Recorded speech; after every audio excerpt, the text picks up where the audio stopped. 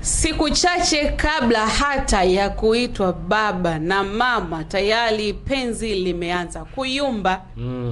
Inasemekana eti kuna mtu anaumizwa na mapenzi. Karibu ni wakati mwingine tena mzuri kabisa hapa tuzungumze na wewe mwana Gossip Table mwenzetu. Tuko na story ya Whozu. Wow. Awote.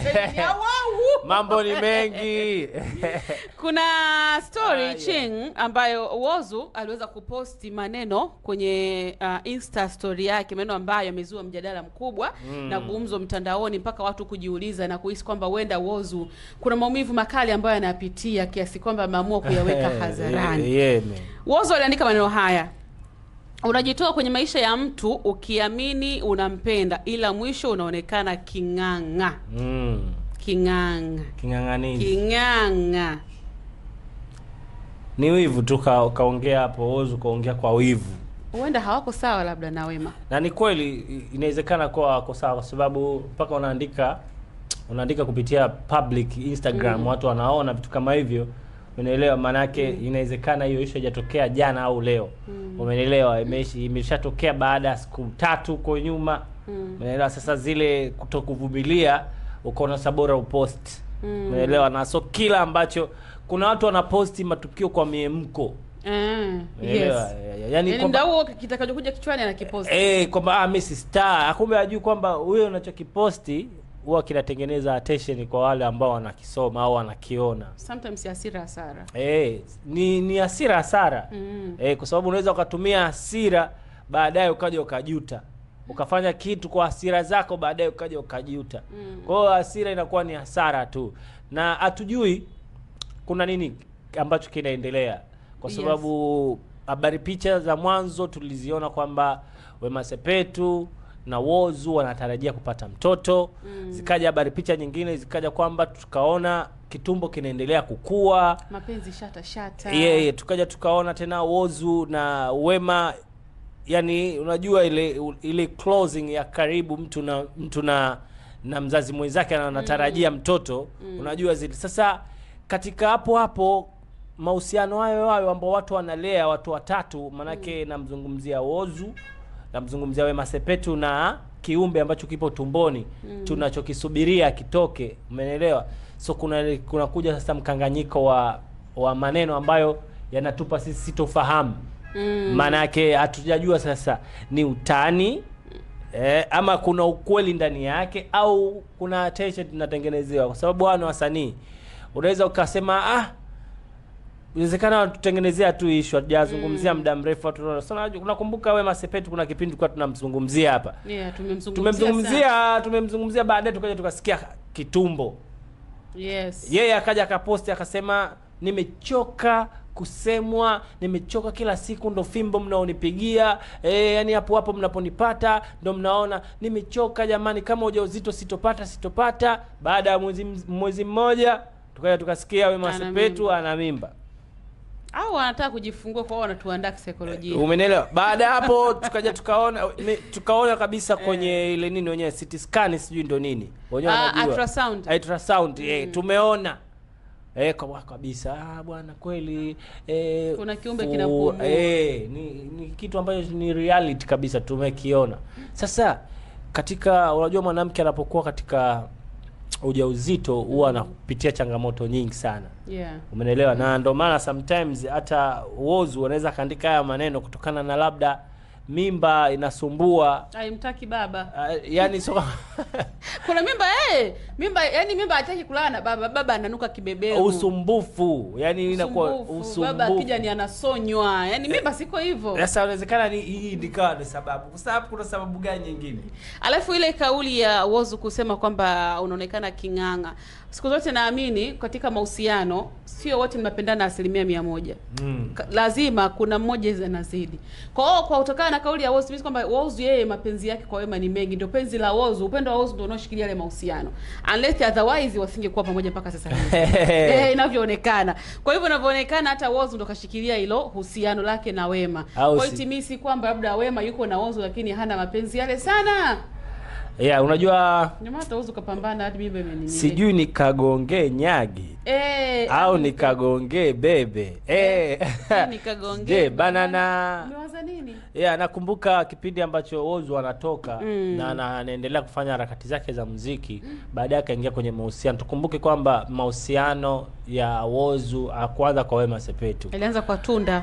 Umeelewa, na wana mtoto Mama Lola. Umeelewa vizuri. Kwa hiyo Whozu alipohama kwa Tunda kwenda kuhamia kwa Wema Sepetu, maneno alikuwa ni mengi sana kwa Tunda. Na Tunda sio mtu wa kufanya interview, sio mtu wa kuongea, ni star ambaye interview zake naona kama ni kidogo kuliko video zake ambazo ana record, maybe labda akiwa katika sehemu za starehe, akiwa labda anakwenda kuenjoy. Yaani afanyagi interview kuzungumzia maisha yake au maisha ambayo amepitia au maisha yake ya kistar na nini. Umeelewa? Na tunamjua kwamba ni msichana mzuri, anafanya vizuri. Kwa hiyo mawasiliano kati ya Tunda pamoja na Whozu yanaendelea kuwepo kwa sababu ya mtoto. Umeelewa vizuri, lakini walishakata mawasiliano. Lakini kwenye upande wa Whozu na Wema Sepetu, kwa hichi ambacho amekiongea Whozu, nadhani hii sababu, tukianza kuitafuta sababu hapa, hatuwezi kusema sababu labda eti ni cheating. Itakuwa ni sababu ya zile behave za mimba. Umenielewa vizuri? Kuna wakati wanaume wanapitia changamoto wakati wanawake wao au wanawake wao wanapopata ujauzito. Mtu sometime moja utaki hata kurudi nyumbani kwa vitisho au makero ambayo unakutana nayo kwa mwanamke mwenye ujauzito au mwenye mimba. Umenielewa vizuri? Kwa hiyo sidhani kama kutakuwa kuna cheating au kuna ni maneno tu, ni usumbufu tu wa kutokuelewana, na sababu ikawa ni ujauzito. Wewe ni shuhuda nadhani Sami, unajua changamoto ya kuwa na mimba na changamoto unapokuwa huko. Kwa nini mimi niwe shuhuda? Si mwanamke, una experience hiyo. Ipi? Ya kuwa kwamba umezaa, una mtoto, mimi nimezaa mimi. Mtoto bado mbichi kabisa, mimi darasa la 7. Wewe utakwambia Kigori.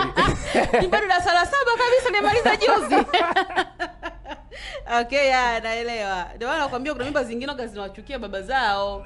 Inakuwa shida. Yaani kwamba kwenye issue ya kucheat, zani kama mtu anaweza kucheat na ile mimba, hapana. Yaani unapozungumza mimba nyingine zinachukia baba zao, manake kama kuna unaekea chuki, mistake kutumia neno lo chuki. Umeelewa? Nataka uweke ile usumbufu kwamba ni sio kama anakuwa anachukia, yani ni usumbufu ambao mwanamke anapitia kumkera au kumuudhi yule mtu ambaye anatakiwa ile mimba, ni mwanaume. Unajua kusikia mtu anasema hivi, yani mimba hata haijampenda fulani. Ndio kauli zinazotumikaga. Ndio maana mimi unajua kuna kauli kama hujampenda, unayejampenda manake mimba haijamkubali. Ukiweka maneno ya chuki manake mpaka mwanamke yani mwenyewe. Tunajua kitu chuki ni kitu ambacho kibaya sana. Nadhani tuweke tu kweli kwamba mtu kamba ana chuki fulani, huyu anachukia, manake ujue huyo yani huyo anaweza kata mwanga. Anza kukumaliza. Chuki sio mchana kweupe. Kwa hiyo nachotaka kuzungumza hapa maana yangu kwamba ni usumbufu tu, na ndio maana mwisho wa siku Whozu akaandika kile kitu, unajipendekeza kwa mtu wafu unaona kama nothing. Umeelewa? Yes. Sometimes naweza kaingia Whozu zile harufu zake za mwanzo alikuwa anazi. Umeelewa? Wema Sepetu hapo usije. Umeelewa? Usiku naambia bwana, mara mtoto anataka hiki, aenda kuletewa. Umeelewa? Anakuja anakataa. Yaani kuna vitu fulani ile machungu. Sijui bado anaomboleza kufia. Bado ana machungu ya manunu. Mimi bana kusana mbo wake yule. Ni kweli unajua ni mbwa ambaye kamzoea muda mrefu, lakini hata kama ni machungu haiwezi kuingia katika mahusiano. Wakati wanafanya mazishi si ndio nini mbwa pale, wasanii kibao walijitokeza kwenda kumfariji.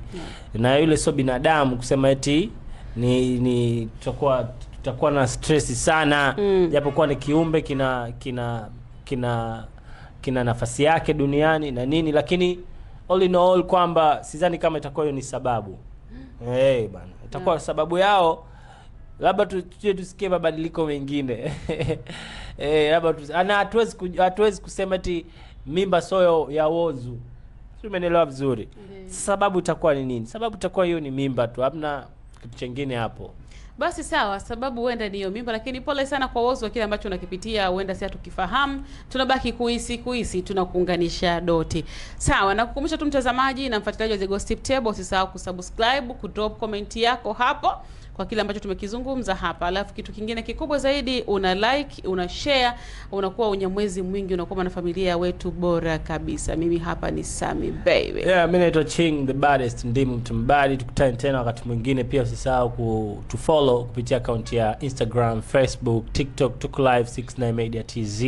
Au sibana kwa ni fresh. YouTube andika 69 Media Pro of course. Utatupata hapo, subscribe, comment, bonyeza alama ya kengele, na kwa ni unyama ubabe. It is a gossip of course. Tumezungumza vitu vingi na tuko tunapitisha hapo kwenye umbea baada ya Whozu kupanic kununa. Kuonekana yani kuja juu, nini tatizo? Subiria kwanza poa ili upate kulea mtoto, na nisubiri mpaka tuone aliomo yamo, alafu baadaye atakuwa fresh. The Gossip Table tunafunga kama hivi. Bye bye. Atali.